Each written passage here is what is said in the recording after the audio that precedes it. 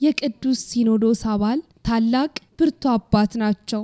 ስማቸው ለበርካታ ጊዜያት በበርካታ ቦታዎች ላይ በብዙ ሲጠራ ሰምተን እናውቃለን። በተለይም ደግሞ በጥር 15 2015 የቅድስት ቤተክርስቲያናችን የፈተናና የጭንቅ ሰዓትም ስማቸው ገኖ ተነስቶ ነበር። ከሁለት ብፁዓን አባቶች ጋር በመሆን የራሳቸውን ሲኖዶስ በማቋቋምም ከ24 በላይ ለሆኑ መነኮሳት ማዕረገ ጵጵስናን በመስጠት ቤተክርስቲያንን አባቶችንም ጭምር አሳዝነው ነበር። ከሰሞኑ በተደረገው የግንቦት ወር ርክበ ካህናት ላይም ሕግ አርቃቂ ሆነው ከተሰየሙት 7ቱ ሊቃነ ጳጳሳት መካከልም አንዱ ነበሩ።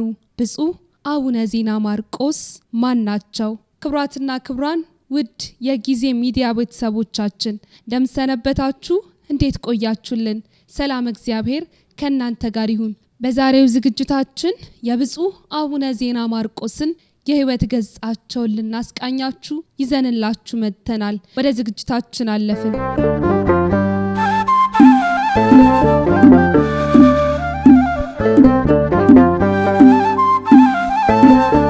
በቀድሞ ስማቸው መላከ ኃይል ቆሞስ አባ ወልደ መድኅን ተክለ ብርሃን ይባላሉ።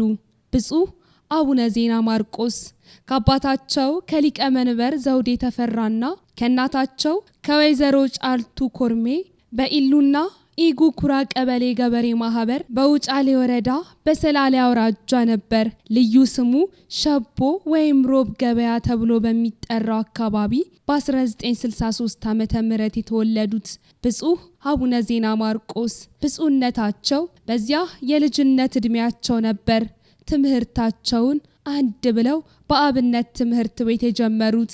ብፁዕነታቸው ትምህርታቸውንም ከግዕዝ ፊደል ቆጠራ እስከ ሙሉ ንባብ ከታላቁ አቡነ ተክለ ሃይማኖት አንድነት ገዳም መንፈሳዊ ትምህርት ቤት ገብተው ከ1972 እስከ 1975 ዓመተ ምህረት ከመምህራቸው ጠንቅቀው ተማሩ።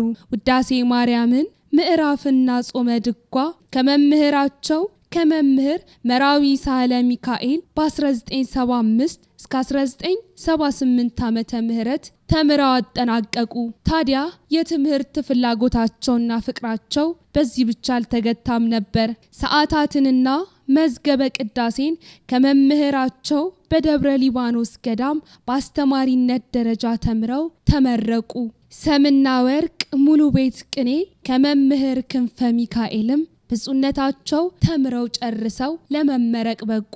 የጎዳና ሙሉ ቤት ቅኔን ከመምህር ምህረተ ስላሴም በ1985 ዓመተ ምህረት እስከ 1986 ለአንድ ዓመታት ሙሉ በመማር አጠናቀቁ።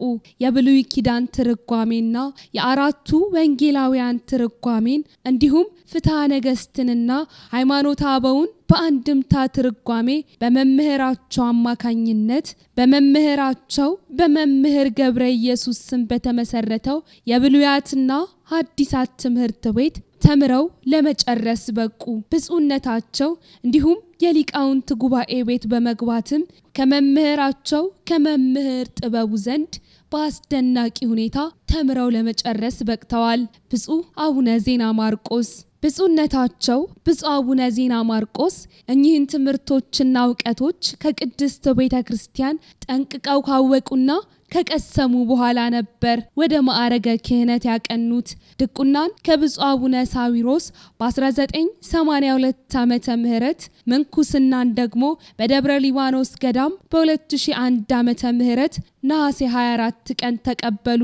እንዲሁም ቅስናን ከብፁዕ አቡነ ቀውስጦስ በ2002 ዓመተ ምህረት መስከረም 24 ቀን ለመቀበል በቁ። ቁምስናንም እንዲሁ ከብፁዕ አቡነ ዮሴፍ በ2007 ዓመተ ምህረት ሚያዝያ 21 ቀን ለማግኘት ቻሉ። ታዲያ ብፁዕነታቸው እነዚህን ማዕረገ ክህነት ካገኙ በኋላ ቅድስት ቤተክርስቲያንን ዘርፈ ብዙ በሆኑ አገልግሎቶች አገልግለዋታል። በ1996 ዓመተ ምህረት እስከ የካቲት 11 ቀን 2001 ዓመተ ምህረት ድረስም በለገጣፎ በሚገኘው ምስካበ ቅዱሳን አቡነ ኪሮስ ቤተክርስቲያን ሰባኪ ወንጌልና የቅዱሳት መጽሐፍ ትርጓሜ መምህር በመሆን አገለገሉ። እንዲሁም የካቲት 12 ቀን 2001 ዓመተ ምህረትም እስከ 2003 ዓመተ ምህረት ለ2 ዓመታት ድረስ በሽንቁሩ ደብረ መድኃኔዓለም ቅዱስ ሚካኤል ቤተክርስቲያን በስብከተ ወንጌልና ቅዱሳት መጻሕፍት ትርጓሜ መምህር በመሆንም ለቅድስት ቤተክርስቲያን በቅንነት አገልግለዋል። ታዲያ መስከረም 29 ቀን 2004 ዓመተ ምህረት ጀምሮ በሱሉልታ ደብረ ምህረት ቅድስት ሥላሴ ቤተክርስቲያን አስተዳዳሪ በመሆንም ወደዚያው አቀኑ። በዚያም እንዲሁ ብርቱ አገልግሎታቸውን ቀጠሉ። ከጥር 9 ቀን 2005 ዓመተ ምህረት እስከ የካቲት 10 ቀንም 2005 ዓመተ ምህረት የቦሌ ለሚ አቡነ ገብረ መንፈስ ቅዱስ ቤተክርስቲያን አስተዳዳሪ በመሆንም ለማገልገል ቻሉ። እንዲሁም ከዚሁ አገልግሎታቸው በተጨማሪም በየካቲት 11 ቀን 2005 ዓመተ ምህረትም የእንጦጦ ደብረ ኃይል ቅዱስ ራጉኤልና ነብዩ ቅዱስ ኤልያስ ቤተክርስቲያን አስተዳዳሪ በመሆንም ሰፊ አገልግሎት በማበርከት ትጉህና ለተልእኮ የሚፋጠኑ ታላቅ አባት መሆናቸውንም አሳይተዋል። ታዲያ በእነዚህ ሁሉ ብርቱ አገልግሎታቸው የተነሳም በብፁዕ ቅዱስ አቡነ ማትያስ በ2008 ዓመተ ምህረት ሲመተ ጵጵስናን ለማግኘት ቻሉ። ሲመተ ጵጵስናቸውንም ከተቀበሉ በኋላ የምዕራብ አርሲ፣ ጉጂ፣ ምዕራብ ጉጂና ቦረና ሊበን አህጉረ ስብከት ሊቀ ጳጳስ በመሆንም ዘርፈ ብዙ ተግባራትን ፈጽመዋል። እንዲሁም ለቅድስት ቤተክርስቲያናችን ተተኪ ደቀ መዛሙርት አስፈላጊ መሆኑንም በመረዳት በአህጉረ ስብከታቸው ከ582 በላይ ለሆኑ ደቀ መዛሙርት ማዕረገ ምንኩስናን እንዲሁም ደግሞ ሌሎች ዘርፈ ብዙ አገልግሎቶችን በመስጠት አገልግለዋል። ታዲያ ብፁዕነታቸው ቅድስት ቤተክርስቲያንን በእንዲህ በብርቱ አባትነት እያገለገሉ ነበር።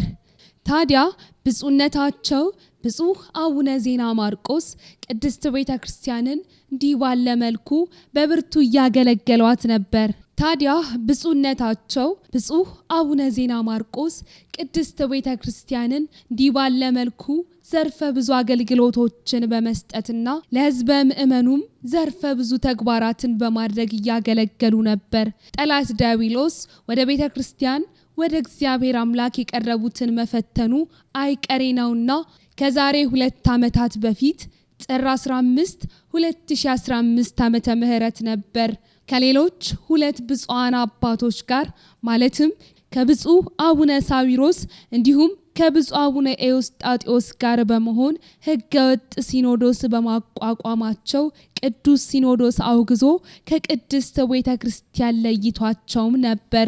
ለቅድስት ቤተክርስቲያንም ይወቅት ለቅድስት ቤተክርስቲያናችን እጅግ የፈተናና የመከራ ጊዜ እንዲሆንባትም ምክንያት ሆነው ነበር።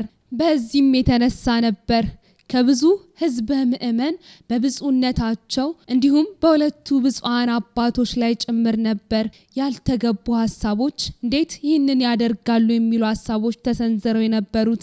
ነገር ግን ብፁዕነታቸውን ብፁዕ አቡነ ዜና ማርቆስን ጨምሮ እንዲሁም ብፁዕ አቡነ ሳዊሮስና ብፁዕ አቡነ ኤዎስጣቴዎስም ባደረጉት የቀኖና ጥሰት እንዲሁም የህገ ቤተክርስቲያን ማፍረስ በእጅጉ በመጸጸት ይቅርታ በመጠየቅ ወደ እናት ቅድስት ቤተክርስቲያናቸው ተመልሰው ወደ አገልግሎታቸው በመግባት አሁን ድረስ ዘርፈ ብዙ ተግባራትን ለቅድስት ቤተክርስቲያን እያገለገሉ የሚገኙት።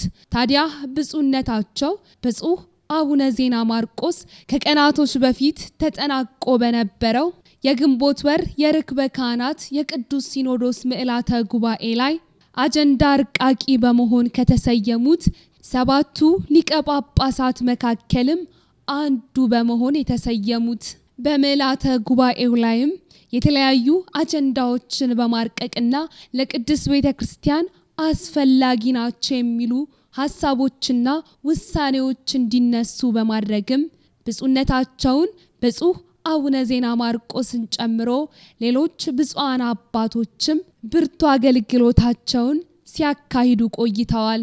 ውድ የጊዜ ሚዲያ ቤተሰቦቻችን ለዛሬ በብፁዕ አቡነ ዜና ማርቆስ የህይወት ገጻቸው ላይ የዳሰስንላችሁ ዝግጅት ይህንን ይመስላል። በሌላ ዝግጅት እስክንገናኝ ሰናይ ጊዜ ለእናንተ ተመኘን። ነው።